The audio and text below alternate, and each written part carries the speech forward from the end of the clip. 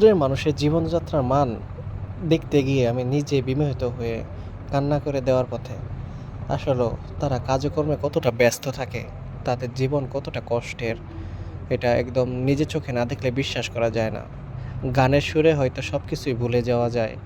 বাদ্যযন্ত্রের বাদ্যযন্ত্রের শব্দে হয়তো সুন্দর বাজনা বাজে, কিন্তু সেই বাজনায় আমাদের মস্তিষ্ক অন্যদিকে চলে যেতে পারে, কিন্তু তাদের কষ্ট আর তাদের যে অক্লান্ত পরিশ্রম, এটা কখনোই বৃথা নয়।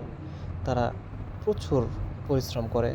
১ মিনিটও বসে থাকার সময় নেই, কারণ বসে থাকলে যে সংসার চলবে না। বাঁচতে হবে পৃথিবীতে, সেটা হোক পানির উপরে ভেসে অথবা মাথায় বোঝা নিয়ে। তো যাই হোক, বাস্তবতা বড়ই কঠিন।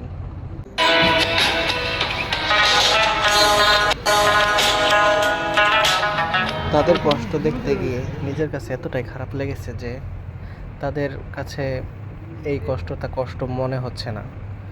তারা হাসি খুশিভাবে কাজ করে যাচ্ছে। তাদের জীবনের স্বাদ গন্ধ আলাদা, আমাদের মতো নয়।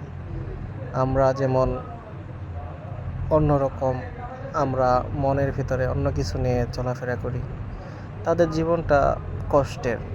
তারা সব সময় নিজের জীবনের দিকে ফোকাস না করে পরিবারের দিকে ফোকাস করে, অর্থাৎ পরিবারকে গুরুত্ব দেয়, পরিবারের সুখ শান্তিকে তারা গুরুত্ব দেয়। তাদের একদিন কাজ না করলে অথবা একদিন বসে থাকলে সংসার চলবে না, এটা এক চরম বাস্তবতা। বাস্তবতাকে ঘিরে মানুষের বসবাস। মানুষের মধ্যে যদি মনুষ্যত্ব থাকে, তাহলে এই জগৎ হয়ে উঠবে অনেক সুন্দর।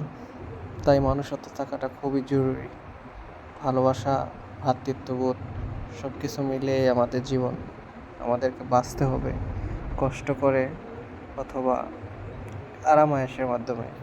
তবে কষ্ট করলে কেষ্ট মেলে। আপনি যদি অক্লান্ত পরিশ্রম করেন, সেটার শ্রম অর্থাৎ সেটার যে একটা ফলাফল আছে, সেটা একসময় আপনি পাবেন। কিন্তু সব সময় যদি বসে বসে খান, পরিশ্রম না করেন, তাহলে হয়তো আপনার জীবনে আর সুখ শান্তি আসার সম্ভাবনা নাই।